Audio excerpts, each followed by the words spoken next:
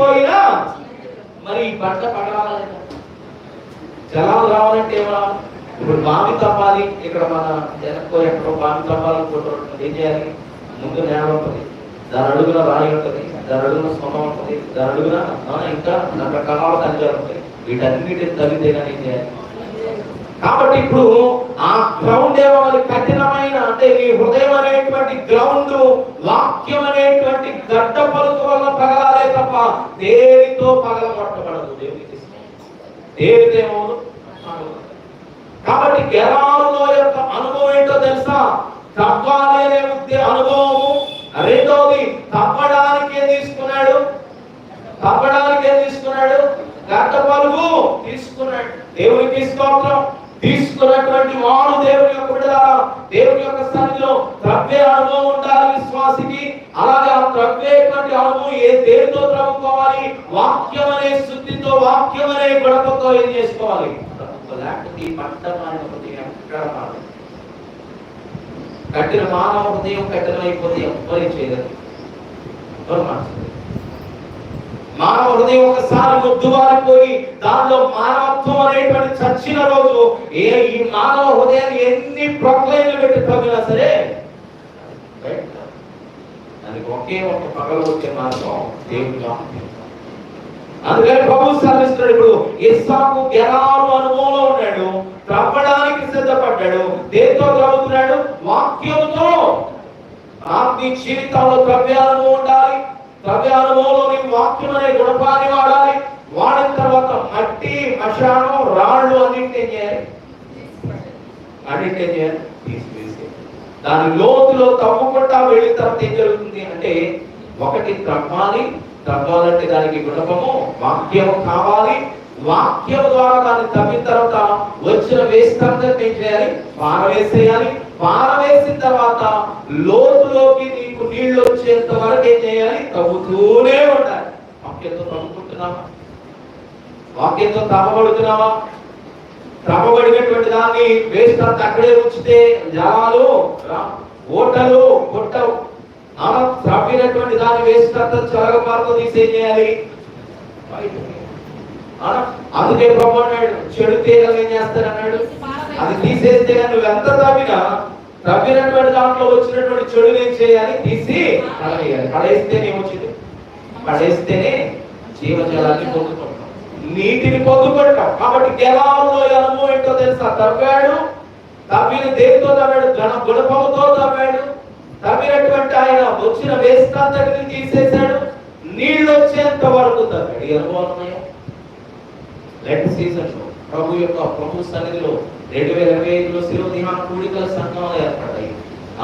మరలా తప్పుకునే అవకాశం దేవుడు తప్పకుండా వదిలేస్తున్నావే, మొద్దు మారిపోయింది, కఠినపరచబడ్డావే, తప్పే అవకాశం దేవుడు మళ్ళా ఇచ్చేస్తాను.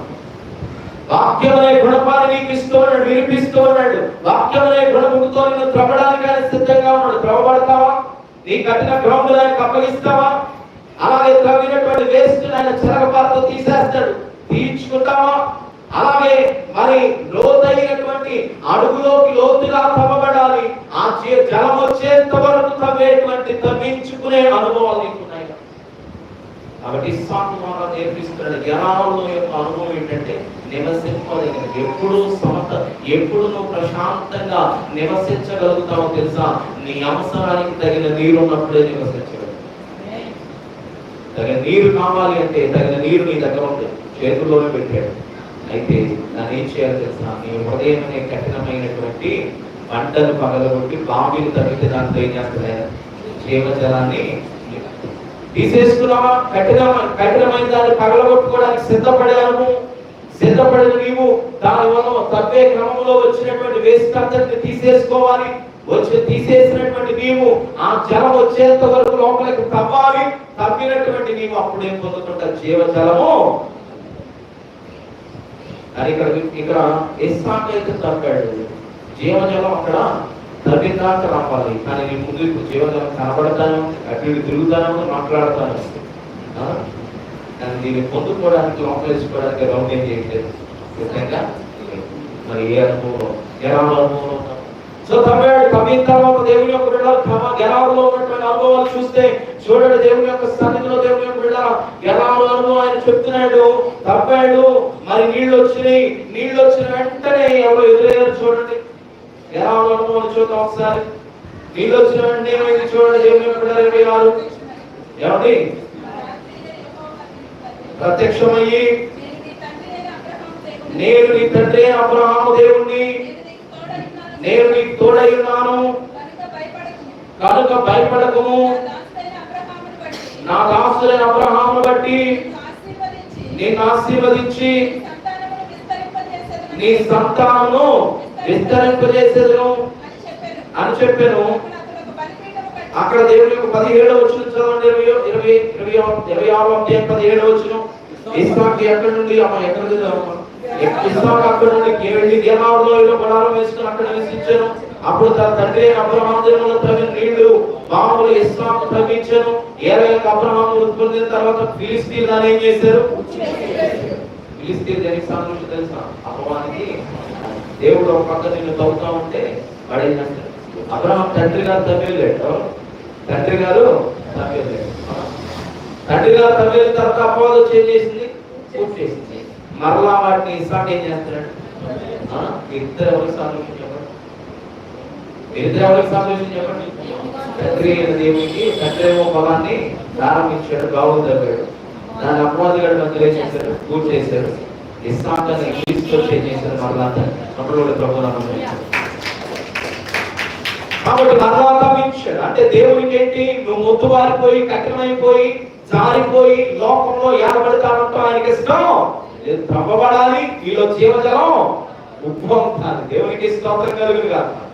అందులో భక్తులు రాసిన చక్కగా శరీర క్రియలన్నీయు నాలో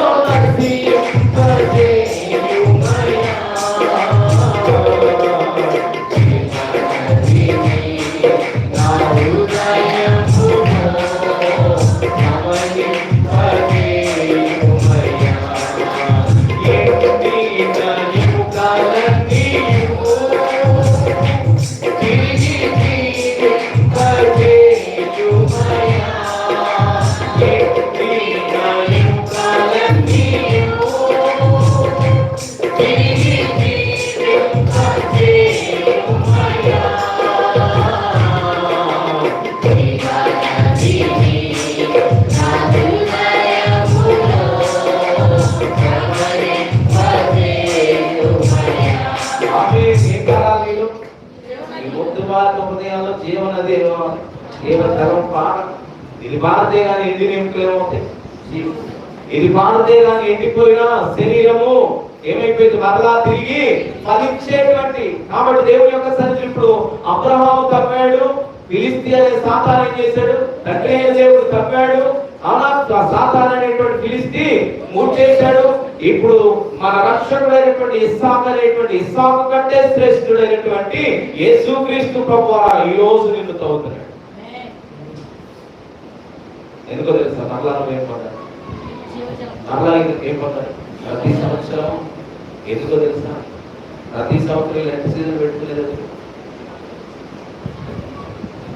మనకి ఏమైనా పేటెంట్ రైట్స్ ఉన్నాయి. ఏమో వ్యాప్తి చేసి అలా చేయకపోతే అలా పేటెంట్ రైట్స్ లేదు. ఎందుకో తెలుసా? పంట బారిన కఠినమైన 50 సంవత్సరానికి వస్తున్నాయి నీకోసం నా కోసం. చాలా మంది వస్తున్నారు దేవునికి ఇస్తారు. కొంతమంది రాత్రి శాంతం తలకి వేసుకున్నారు, తలకి వేసుకుంటున్నారు. సంవత్సరానికి ఒకసారి సంతం కలపడుతుంది. గట్టిగా బాగానే ఉన్నాం, గట్టిన పరచుకోవడానికి దేవుడికి సమయానికి అంటే అన్నిటికీ దేవుడికి లేదు. సమయం ఇచ్చిన సమయం ఇకపోతే బ్రతికిస్తున్నవాడికి బ్రతికిస్తాడు అని చెప్పి సమయం లేదు. అన్నం ఇచ్చేవాడికి అన్నం పెట్టే చేతి నాటిస్తాడు. దేవుని యొక్క సన్నిధిలో దేవుని యొక్క దయచేసి గమనించండి. ఫిజికల్ గా దేవుని సన్నిధిని వాక్యాన్ని గమనించుకోండి. శరీరానుసారంగా ఏది నువ్వు అనుకున్నట్టు అన్ని జరగవు.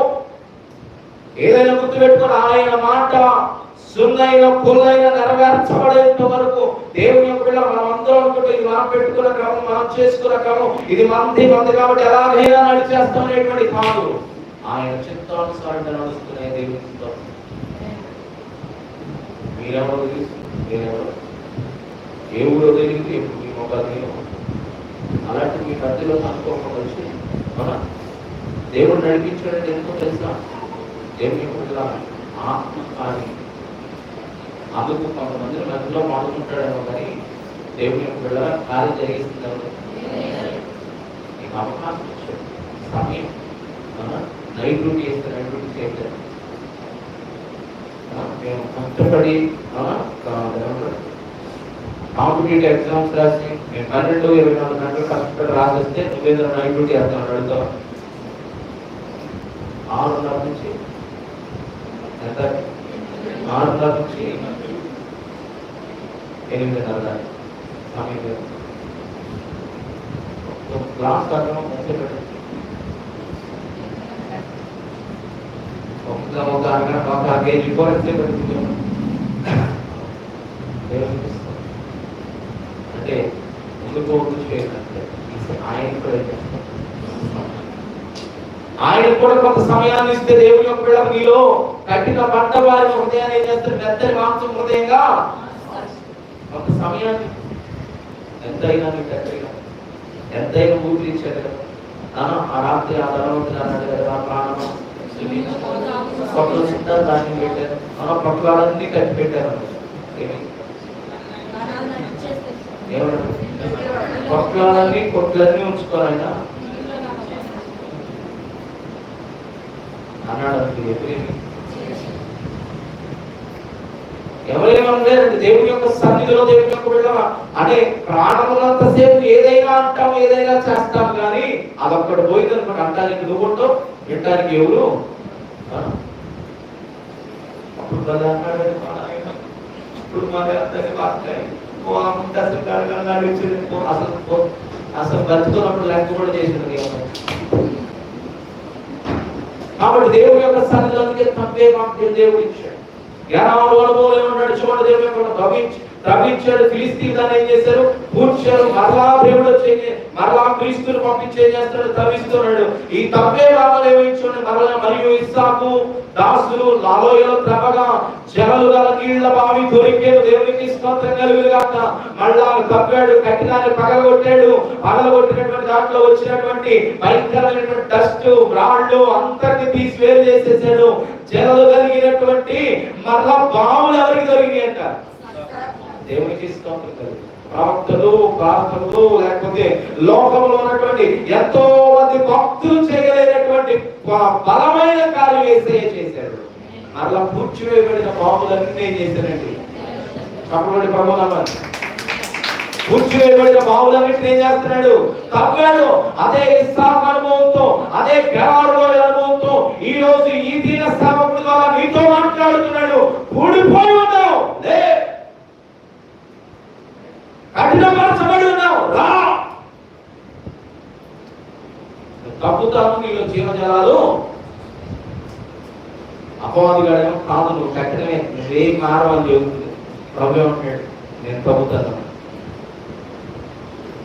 అపవాదిగాడు నువ్వు తప్పడానికి ఒక అడుగు వేయగలను, వాడు 3 అడుగులు వెనకాలి. ఏమని ఏడక నువ్వు తప్పేది ఎవరు చదువుతారు? వర్క అది అయిపోయింది. నువ్వు కూడ్చుకొని ఎప్పుడు కూడ్చుకొని కూడికి తినడానికి కూడా లేదు అవకాశం. అసలు ఓట కూడా ఏమైంది? ఓట కూడా అయిపోయింది. నువ్వు వేడికి లేదా టీవీ ముందు కూర్చొని, నువ్వు వేడికి లేదా చేరుకోవద్దు అడుకో, నువ్వు వేడికి లేదా ముచ్చట చెప్తాడా? ముసలమ్మ ముచ్చట్లు అన్ని చెప్పుకోవడానికి అన్నిటికీ అది త్యజించగలిగితే వీళ్ళు కూలిపోయిన బావి మళ్ళీ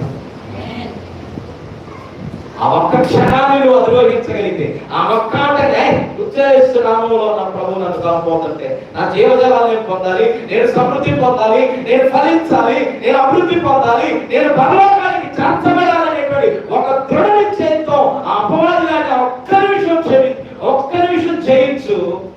నీలో జీవజల మూటలు ఏం చేస్తారు? కొంచెంగా చేస్తారు. పక్కబడి ప్రభుత్వం ఇస్సాకు ఏ దొరికినాయంట?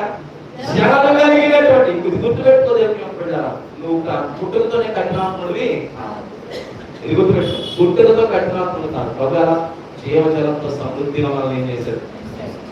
సృష్టించాడు. నీలో ఉన్నాయి. కాకపోతే అపవాదం వేసేటువంటి అన్ని ఉద్యోగము, లేకపోతే సద్యోగము, లేకపోతే పని, ఆటంకము, లేకపోతే కొడుకులు, కుమారులు, టీవీలు, ఫోన్లు, లోక సంపాదన, వీటన్నిటి మధ్యలో ఏం చేస్తామంటే ఆయనకు ఒక గంటను మొదటిగా ఇవ్వగలిగితే నీలో ఉన్నటువంటి జీవన నీ ఫలింపుకు అవసరమైన ప్రతి జలాలను పెట్టారు.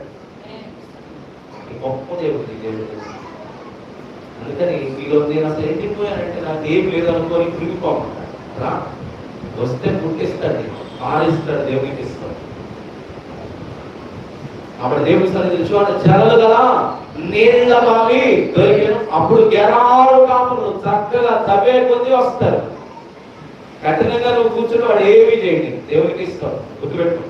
నువ్వు తప్పకుండా ప్రశాంతం పని చేయకుండా కూర్చున్నావు అనుకోండి, వాడు చక్కగా ఏం చేస్తాడు? కట్టెలు పలుస్తారు, చో కూర్చో అని చెప్పేసి జోలు మాడతా నువ్వు నిద్రపోతావు. ఓకేనా? కానీ నువ్వు ఎప్పుడైతే తప్పడం ప్రారంభించి జలలుగా బావి దగ్గరకు వస్తావో అప్పుడే వాడు వస్తాడు. ఇది గుర్తుపెట్టు. అప్పుడే వస్తాడు ఫిలిస్తీయుడు మళ్ళా వస్తాడు. ఎందుకు వస్తే దేవుని యొక్క పిల్లలు ఏం చేస్తాడు? చూడండి ఏం చేస్తాడు దేవుని యొక్క పిల్లలు దేవుని యొక్క సన్నిధిలో గెరాలు కాపులు వచ్చేవారంట. జగడవాడి ఈ నీరు మాదే అని చెప్పి కనుక వారు తనతో కలిగించినందున అతడు ఆ బావికి ఏమని పేరు పెట్టాడు? యేసెపు అని పేరు పెట్టాడు. యేసెపు అనగా జగడము, జగడమాడు లేక కలహము.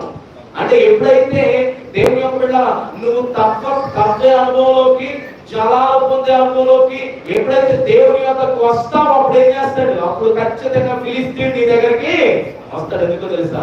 నువ్వు తప్పకుండా ఇది తెరవబడినందుకు ఏమైంది? తెరవబడితే ఏమైంది? జీవజాలాలు బయటకు వస్తాయి. జీవజాలాలు బయటకు వస్తే ఏమవుతాయి?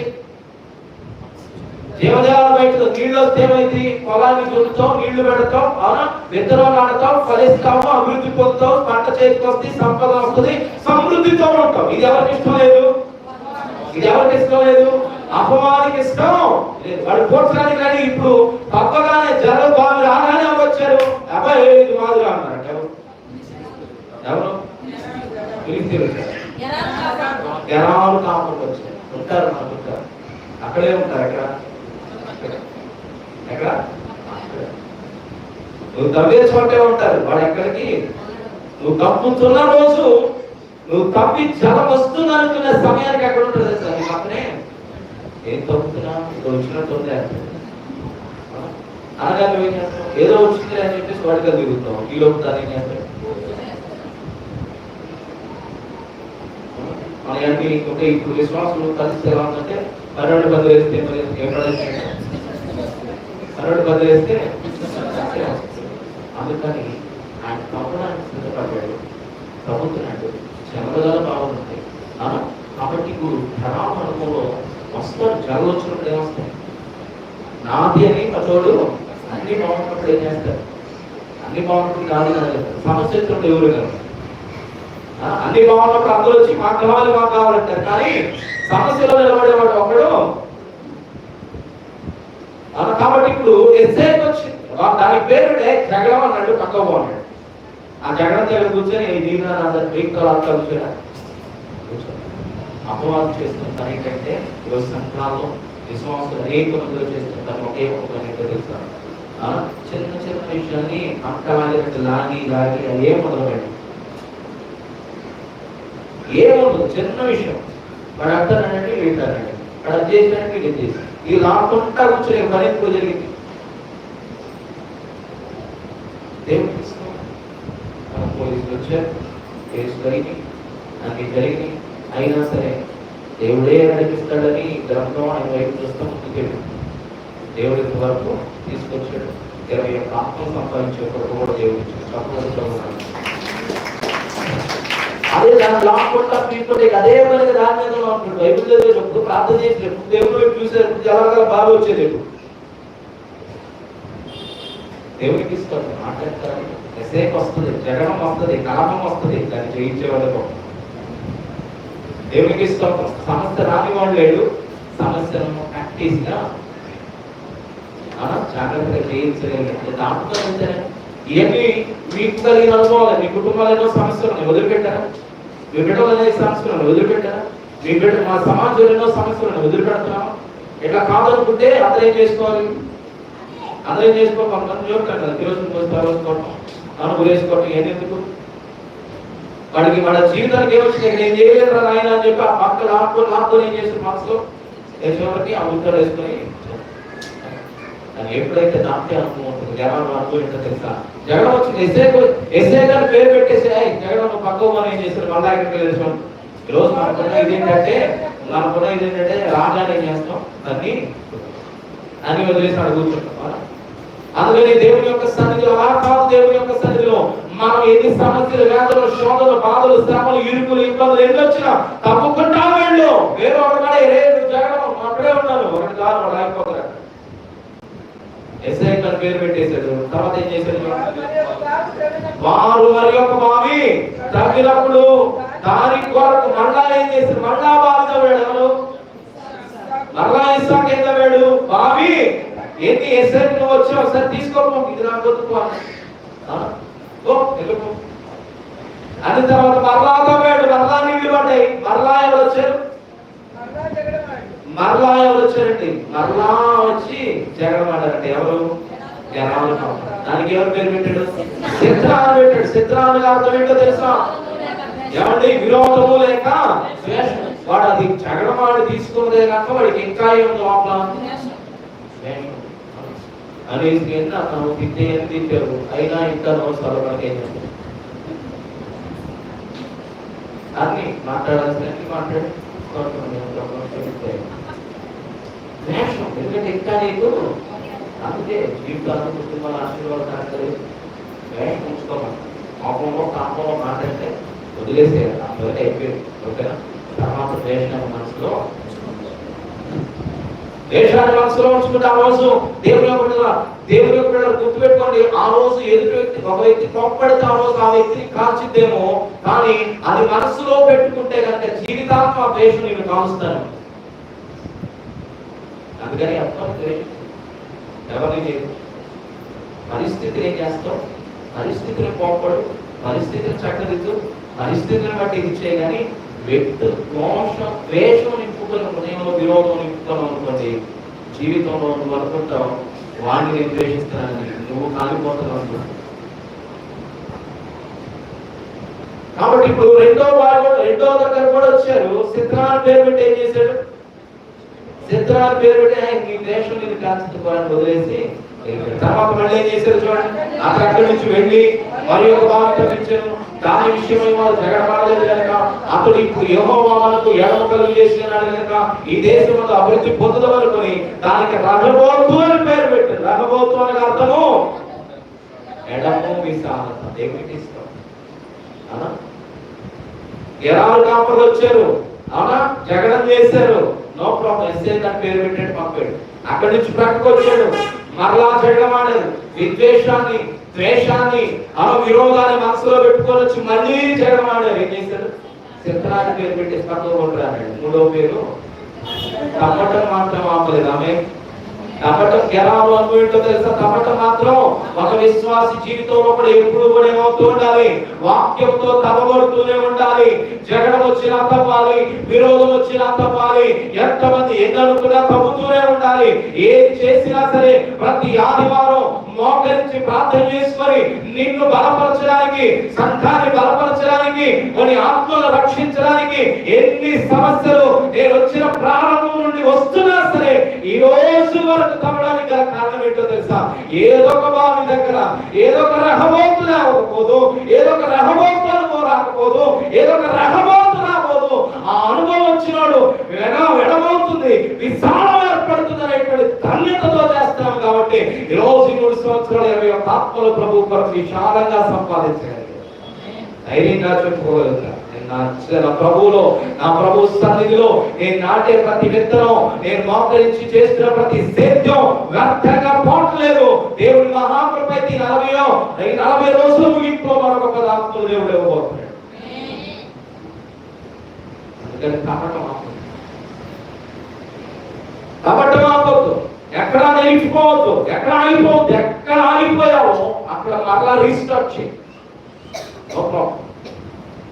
అందరూ ఈ రోడ్డు బయట అనుకోవచ్చు, బయట అనుకోని వాడు ఎస్ఐ గారు పెట్టేసి అదే వీడు విద్వేషం వచ్చి వాడు చిత్రాన్ని పేరు పెట్టేసి చివరికి ఎక్కడికి వస్తాం?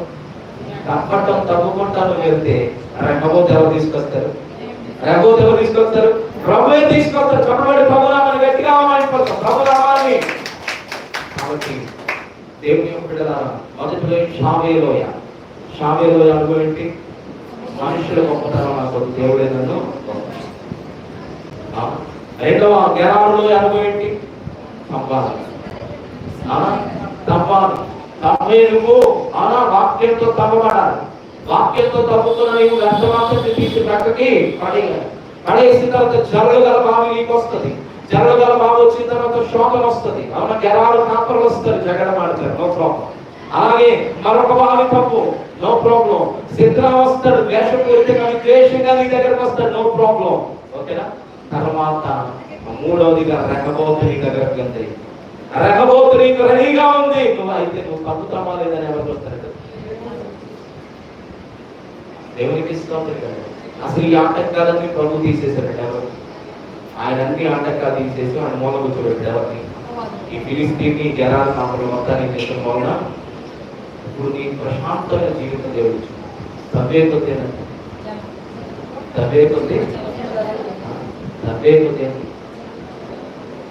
కాబట్టి ప్రభుత్వం జీవజాలను పొందుతున్నాను. పొందిన తర్వాత శోధన ఎదురైతే ఎసేకు ఎదురవచ్చు. దానికి ఒక పేరు పడేసి పక్కన పెట్టేసి, దీనికి ఒక పేరు పడేసి పక్కన పెట్టేసి ఒకటే చెప్పు, ప్రభు నేను తప్పక ఆపను, జీవజలం పొందుతాను ప్రభు ఇంటి కొట్టి షావే అనుభవాన్ని గెరాల అనుభవాన్ని దేవుడు మనకి ఇచ్చి నడిపించున్న దాకా అది నేను అనుకున్న కాబట్టి మిగతా దేవుడు చెప్పనైతే బోధిస్తారు. కాబట్టి దేవుడు ఈ కొద్ది మాటలు మన ఇంటిలో దీవించిన కాక మాట్లాడుతుండగా ప్రభు సేవకుని కానుకలు సమర్పించు.